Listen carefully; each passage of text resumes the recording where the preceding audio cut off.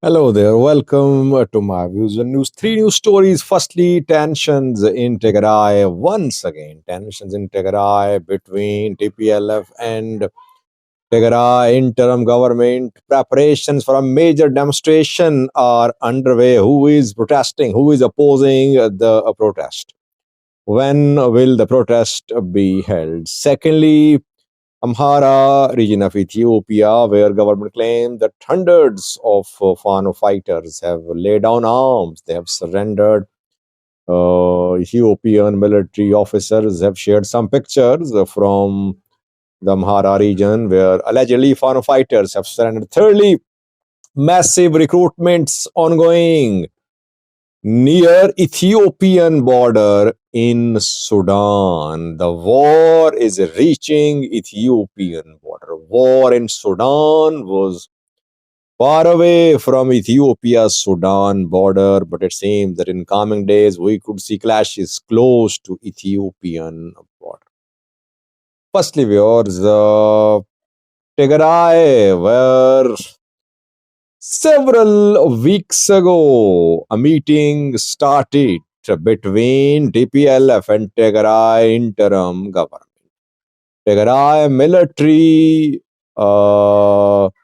officials, top generals were part of the meeting. The meeting was held to remove misunderstandings between the TPLF and Tigray interim government because we saw before the start of this meeting that Getachew Tigray interim government refused to give permission to TPLF to hold a meeting in the capital city. And the meeting had to be postponed. TPLF senior leaders leveled accusations against Getachew. Getachew fired some top TPLF leaders from positions in interim government setup. Then came a statement from Ethiopian federal government which contained a solution, four-state solution to resolve the deadlock over disputed territories of Humera Volkai, Segede, Korom, Elamata. Getachow's government rejected that solution to some extent and a meeting began. Purpose was to create unity in Tigray, to create unity for taking a joint position against federal government's proposed solution. Meeting went on. We could not find any report about agreements reached at the meeting. Rather, uh, some TPLF leaders were criticized, some Tigray generals like Migbe were criticized. And a few days ago, we heard from an organ of the TPLF criticizing the meeting, that the meeting was being prolonged, and extension in the time, in the duration of the meeting was illegal. Now it seems that tensions still continue between TPLF and Tigray interim government. Reportedly, preparations are underway for a major demonstration in Tigray. Who is behind this demonstration? When will the protest be held? It will be held either on the 30th or the 31st of December next week, this week, at the end of this week, reportedly. Who is criticizing this protest? Who is behind this protest? Pro TPLF media outlets are denouncing the demonstration. They are accusing Prosperity Party and Tigray interim government that they're behind this demonstration. Let's see what happens on the 30th or 31st of December. But this development indicates that the meeting held in Tigray failed to create unity. Differences, disputes between TPLF and Tigray interim government are continuing.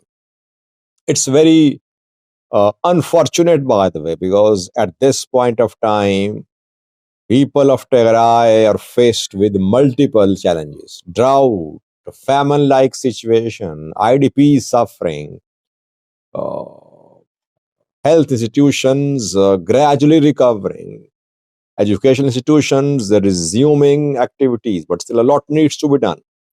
So, at a crucial time when Tigray needs unity, that unity is missing. And we could see confrontation between Tigray interim government and TPLF increase in comment. By the way, Tigray interim government refused to allow TPLF to hold a meeting in Mekelle. And before that, it launched a crackdown on opposition parties, which tried to protest in Mekelle. Opposition party members, journalists were beaten in Mekelle. How can now government back the holding of a demonstration in Mekelle? Opposition not allowed to protest. TPLF not allowed to hold a meeting in Mekelle. How can the government back a demonstration? Let's see what happens. So far, reportedly, preparations are underway. Will the demonstration be held or will it be cancelled? That remains to be seen. Secondly, viewers, according to Ethiopian state media and ENDF officers, more Fano fighters have surrendered. A few days ago, we saw a deadline issued by Ethiopian government, Amhara regional government, 7-day deadline to Fano fighters to surrender. The deadline expired and it was renewed for a week. And later we heard from an official of Amhara regional government who said that more than 5,200 Fano fighters had surrendered and they have entered camps and they were being demobilized. Fano groups don't have any one representative body, but in their individual statements, Fano fighters rejected this claim. Another claim now by an Ethiopian military officer, his name is Lieutenant Colonel Azanao Negash. He operates in the area around Gondar. The Lieutenant Colonel says that 2,051 Fano fighters have surrendered in the areas close to Gondar city. The places where these Fano fighters surrendered include Koladibba, East Dambia, Shuara. Both Koladibba and East Dambia are very close to Gondar. Some pictures have been released. You can see the picture on your screen. These are allegedly Fano fighters who have surrendered, who have laid down arms. We'll analyze this claim at the end of 7-day deadline. We're waiting for complete report, including pictures, videos from the government. This claim made by the journal today was supported by one picture showing a few Fano fighters.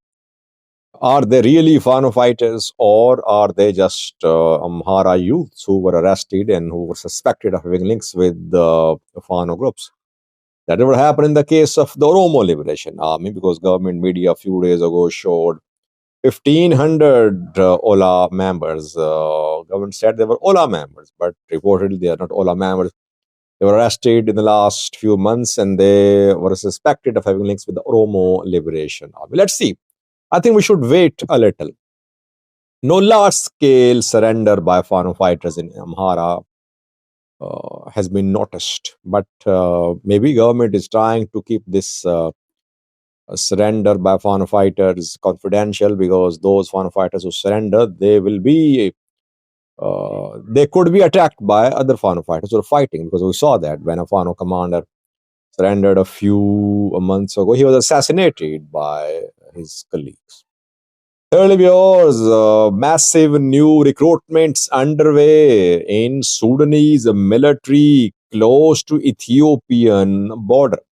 War in Sudan is reaching Ethiopia-Sudan border. War was mainly in Khartoum, Bari, Medwan, and Western Sudan, which is Darfur. But RSF are expanding the territories under their control. They entered Wad Madani, Al Jazeera state a few weeks ago. They swept across Wad Madani and military withdrew from Wad Madani. Sudanese General Al Burhan has launched an inquiry into the reasons behind the withdrawal of military from Wad Madani. Wad Madani was home to tens of thousands of refugees who IDP rather who fled Khartoum Bari, but they had to flee then. Wad Madani. US told RSF to stop the offensive towards Wad Madani, but despite warning from US, rapid support forces entered Wad Madani. And from Wad Madani, they're going to move towards two regional states of Sudan, Gedaref and Blue Nile state. Both share border with Ethiopia. These states are now making preparation. They know that war is coming. By the way, a meeting is scheduled to be held between Al Burhan and Houthi, I think on the 28th of December in Uganda.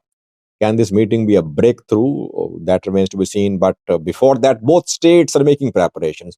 Sudanese military is recruiting youths. Large-scale recruitment campaign is underway in Blue Nile state, close to Ethiopian border. Same is happening in Gedaref state too.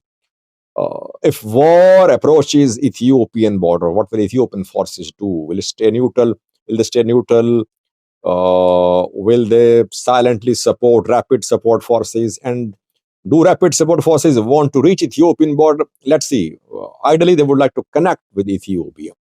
Ethiopia could be used as a proxy by the UAE to support rapid support forces. If RSF somehow managed to connect with Ethiopia through Blue Nile or Gedaref states, it means that Ethiopia would be able to support rapid support forces. Let's see what happens. So far, massive new recruitments in Sudan's military ongoing in Blue Nile state and Gedaref state of Sudan, close to Ethiopian border. Thank you for watching.